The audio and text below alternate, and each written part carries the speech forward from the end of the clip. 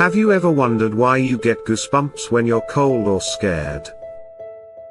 Or why you have a tailbone despite not having a tail? These quirks of human biology aren't random, they're echoes from your evolutionary past, clues to your ancient ancestry.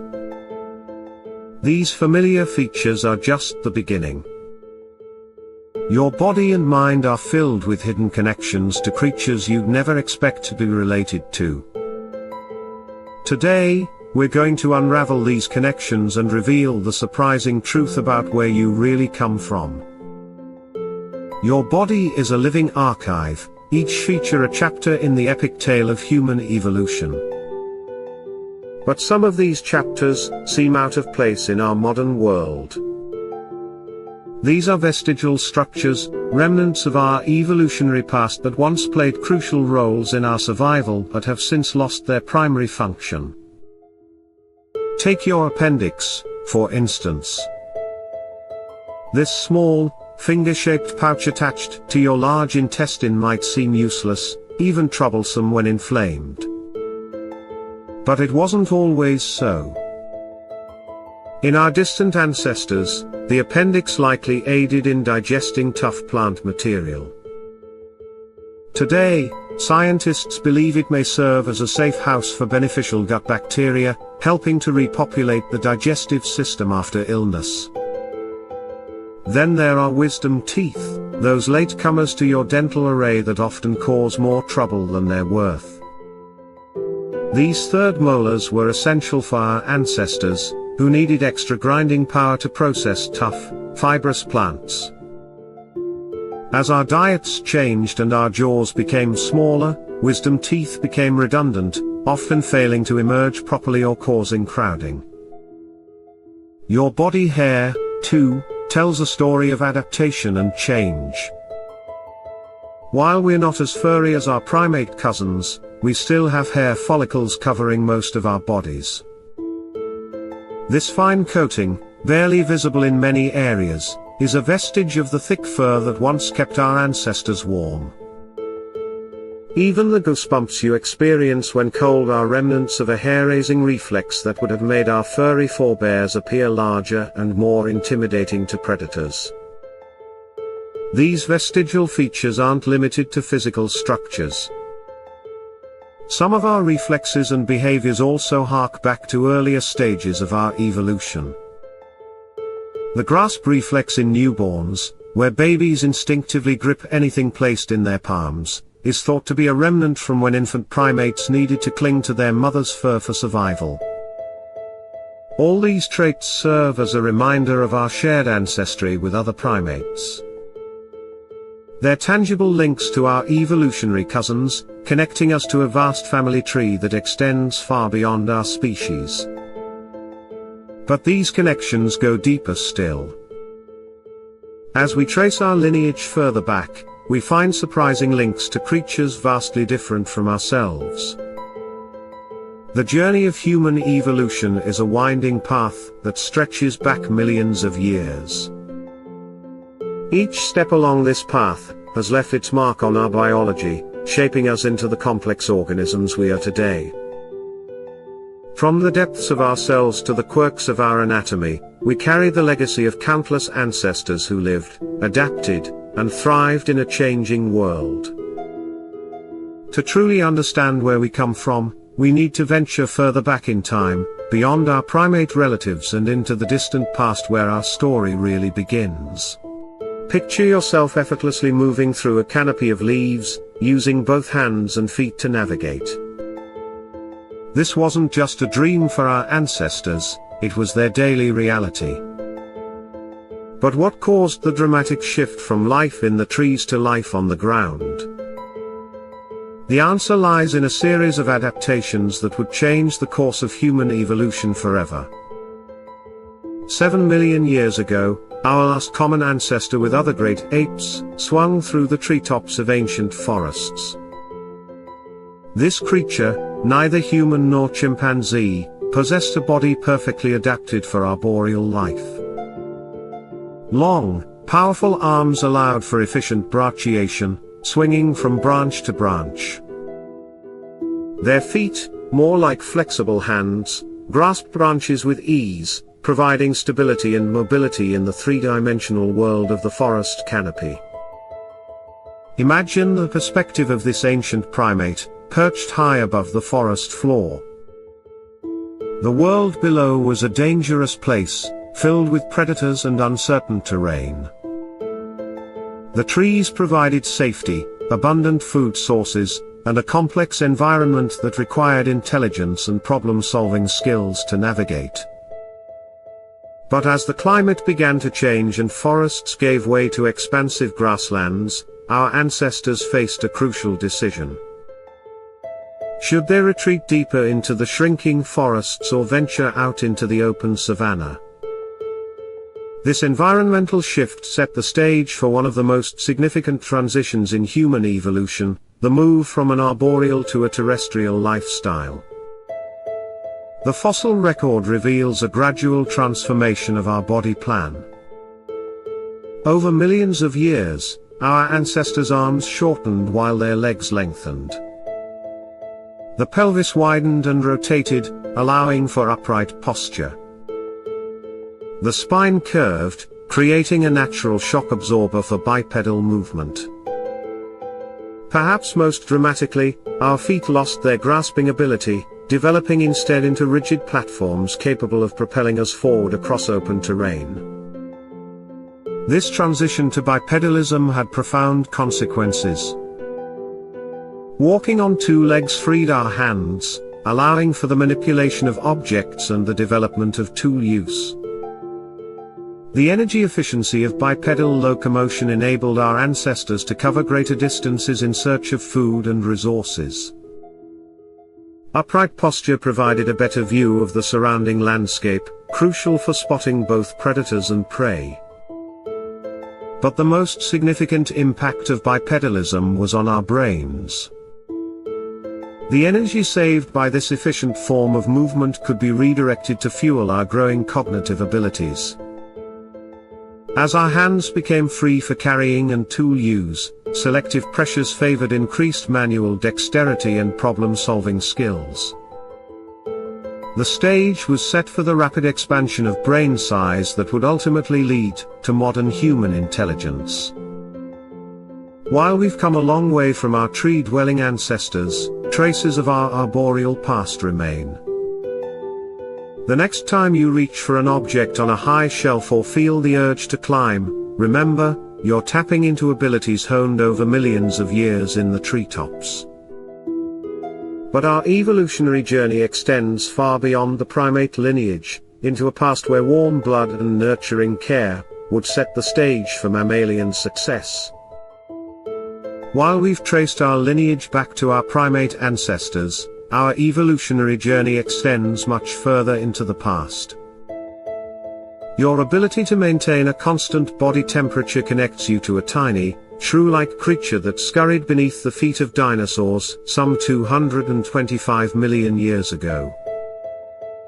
This unassuming animal was the last common ancestor of all mammals, and its adaptations would set the stage for an evolutionary success story that continues to this day. Picture a world dominated by cold-blooded reptiles. Massive dinosaurs roamed the land, while pterosaurs ruled the skies. In this harsh environment, our early mammalian ancestor was a nocturnal insectivore, no larger than a mouse. But this small creature possessed a suite of adaptations that would prove revolutionary. Unlike the reptiles of the time, our ancestor was warm-blooded, capable of maintaining a constant internal temperature regardless of its surroundings. This energy-intensive process allowed for sustained activity and opened up new ecological niches. A coating of fur provided insulation, crucial for conserving heat in the cool night air. Perhaps most significantly, this early mammal nursed its young with milk, a nutrient-rich secretion that gave offspring a considerable survival advantage. These mammalian traits, warm blood, fur, and lactation, allowed our ancestors to thrive in diverse environments. Warm-bloodedness enabled activity in cooler temperatures and at night, when most reptiles were dormant. Fur not only provided insulation but also sensory input through whiskers and specialized hairs. Lactation allowed for prolonged parental care, giving young mammals time to grow and learn in relative safety. The evolutionary advantages of these adaptations were profound. Warm-bloodedness supported higher metabolic rates, enabling faster growth and more complex brain development. The ability to remain active in various conditions allowed mammals to exploit new food sources and habitats. Lactation and extended parental care fostered the development of social behaviors and learning, laying the groundwork for increased intelligence.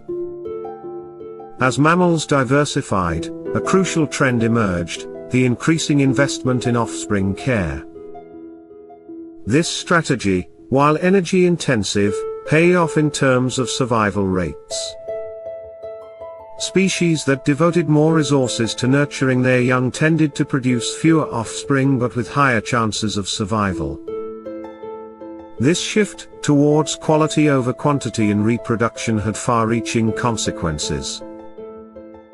The intensive care required by mammalian offspring drove the evolution of larger brains and more complex social structures. As parents needed to provide for and protect their young over extended periods, cognitive abilities like problem-solving and social cooperation became increasingly valuable. This trend would eventually culminate in the large brains and complex societies of primates, including humans. Our mammalian heritage continues to shape our biology and behavior in countless ways. The next time you shiver on a cold day or feel a surge of protective instinct towards a child, remember, you're experiencing the echo of adaptations honed over hundreds of millions of years. But to uncover the next chapter in our evolutionary story, we need to dive even deeper into the past, back to a time when our ancestors first emerged from the ancient oceans. The hiccup you experience today is an echo of your fish ancestry. This seemingly random bodily function is a living fossil, a remnant from when our ancestors breathed with gills. But how did creatures of the sea become land-dwelling vertebrates? The answer lies in a remarkable 375-million-year-old fossil named Tiktaalik. Tiktaalik represents a crucial transitional form between fish and tetrapods. This creature, discovered in the Canadian Arctic, possessed features of both aquatic and terrestrial animals. Its flat, crocodile-like head contained both fish-like gills and primitive lungs, allowing it to breathe both in water and air. Tiktaalik's fins were sturdy enough to support its weight on land, with bones resembling those found in terrestrial limbs. The shift from water to land required dramatic anatomical changes. As our ancestors began to explore shallow waters and shorelines, their bodies adapted to meet new challenges. Fins gradually transformed into weight-bearing limbs, capable of propelling the body across land.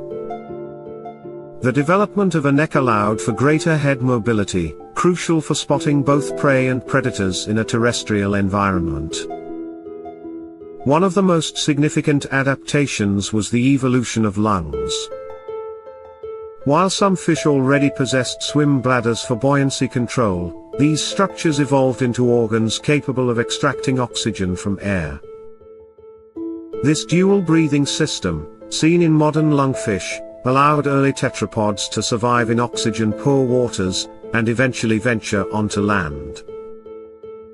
Interestingly, the evolution of a neck created an anatomical quirk that persists in humans today: hiccups. The nerve that controls breathing had to be rerouted around the newly developed neck structures. This circuitous path makes the nerve susceptible to irritation, triggering the spasms we know as hiccups. These adaptations allowed vertebrates to colonize land, opening up vast new opportunities.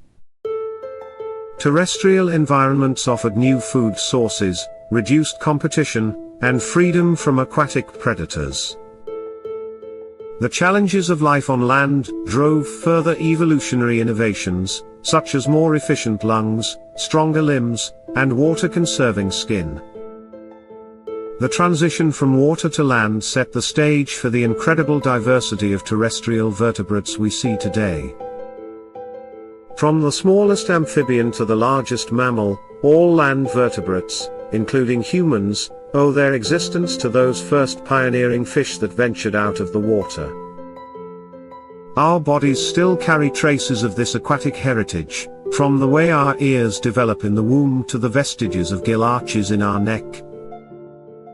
As we marvel at the journey from fish to human, we're reminded that our evolutionary story stretches back even further. To uncover the origins of our backbone and central nervous system, we must dive deeper into the primordial oceans, to a time when the first vertebrates emerged. Your spine is a testament to an evolutionary innovation that occurred over 500 million years ago. This ancient biological breakthrough set the stage for the incredible diversity of vertebrate life we see today, including our own complex nervous systems and cognitive abilities. The story of vertebrates begins in the ancient oceans of the Cambrian period. At this time, most animals were simple, soft-bodied creatures that drifted through the waters, filtering out tiny particles of food. Among these early animals were the first chordates, organisms that possessed a notochord, a flexible rod-like structure running along their back. This seemingly modest feature would prove to be revolutionary. As the Cambrian period progressed, some chordates developed a more robust version of the notochord, which eventually evolved into the backbone we recognize today. This innovation provided crucial support for a more complex body plan, allowing for the development of a distinct head, improved sensory organs, and a more sophisticated nervous system. The contrast between these early vertebrates and their chordate ancestors was stark. While the filter-feeding chordates passively consumed whatever drifted into their paths, the first vertebrates were active predators. Their newly developed head housed improved eyes and other sensory organs, allowing them to detect and pursue prey. The backbone provided the structural support needed for more powerful muscles, enabling faster and more agile movement through the water. Perhaps most significantly, the vertebrate body plan allowed for the evolution of a larger, more complex brain.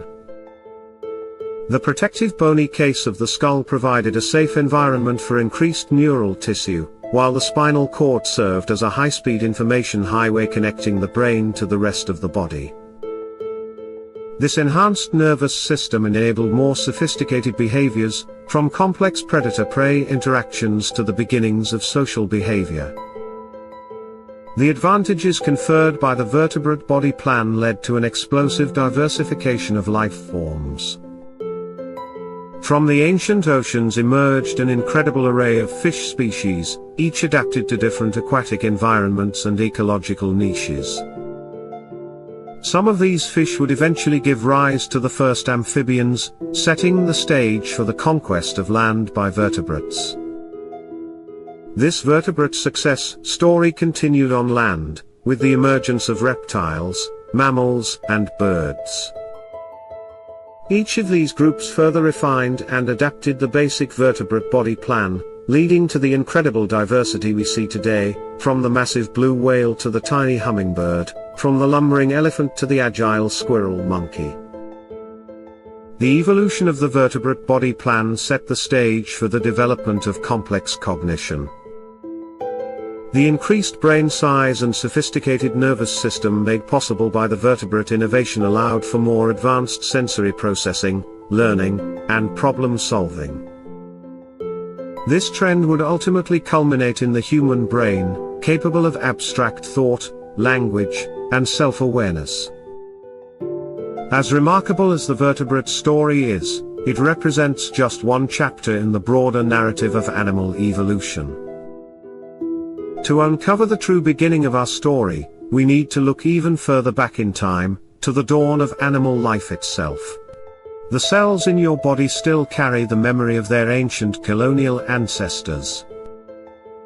As we plunge deeper into our evolutionary past, we encounter a world teeming with single-celled organisms on the brink of a biological revolution.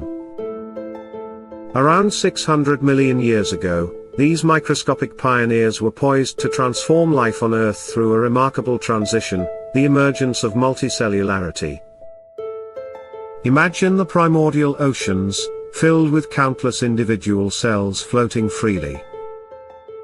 Some of these cells began to stick together, forming simple colonies. At first, these aggregations offered little advantage beyond safety in numbers. But over millions of years, these cellular collaborations would give rise to the first true animals. The earliest multicellular animals were likely similar to modern sponges, simple creatures with no distinct organs or tissues. Yet even these basic forms represented a quantum leap in biological complexity. Compare the humble sponge to the intricate body plans we see in animals today, the bilateral symmetry of a fish, the radial structure of a starfish, or the segmented body of an earthworm. The gap between these early multicellular pioneers and modern animals is vast, highlighting the incredible innovations that occurred during this period. Three key adaptations drove the evolution of complex multicellularity. First, cells developed the ability to adhere to one another, creating stable structures. This cellular glue allowed for the formation of tissues and eventually organs. Second, cells began to specialize, taking on specific roles within the organism. No longer did every cell need to perform every function, instead, some cells could focus on digestion, others on movement, and still others on sensing the environment. Finally, the evolution of programmed cell death allowed organisms to sculpt their bodies during development and maintain proper function throughout their lives. These innovations opened up a world of new possibilities. Multicellular organisms could grow larger, develop more complex behaviors, and exploit new ecological niches. The ability to form specialized tissues led to the development of nervous systems, allowing for more sophisticated responses to the environment. Digestive systems became more efficient, enabling animals to extract more energy from their food and fuel further complexity. The fossil record reveals an explosion of animal diversity following the evolution of multicellularity. The Ediacaran period saw a proliferation of strange, soft-bodied creatures unlike anything alive today. This was followed by the Cambrian explosion, a rapid burst of evolution that produced most of the major animal body plans we see in modern times. The transition to multicellularity laid the foundations for all subsequent animal life, including humans. Every tissue in your body, from your skin to your brain, is a testament to the collaborative nature of multicellular existence. The specialized neurons firing in your brain as you read these words owe their existence to that ancient evolutionary leap. But our journey through time isn't complete.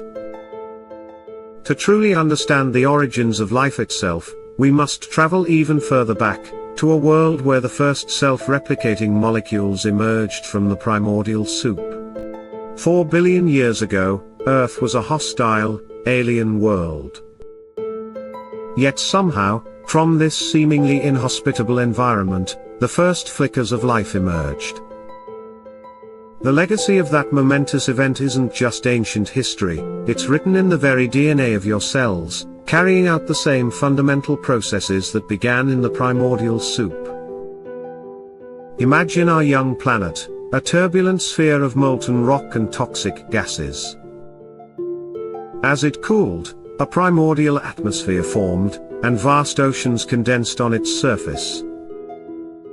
These ancient seas became the crucible for life's genesis, a process known as abiogenesis.